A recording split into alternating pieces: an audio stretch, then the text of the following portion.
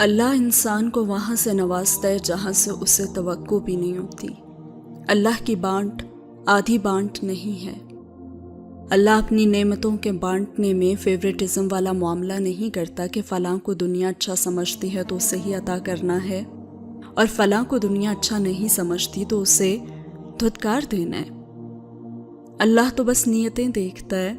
اللہ بس یہ دیکھتا ہے کہ کس کے دل میں اللہ کے لیے محبت ہے، اور کون اس چیز کو پانے کی زیادہ شدت رکھتا ہے جو وہ اللہ سے مانگ رہا ہے۔ وہ تو بس خلوص دیکھتا ہے کہ کون اس کا اتنا خوف اپنے دل میں رکھتا ہے کہ اپنی چاہت کو پانے کی خاطر وہ ذرائع موجود ہونے کے باوجود بھی کوئی غلط راہ اختیار نہیں کرتا۔ وہ تو بس طلب دیکھتا ہے کہ کون اس کے انعام کی طلب رکھتا ہے، اور پھر اس طلب کی خاطر صبر کرتا ہے۔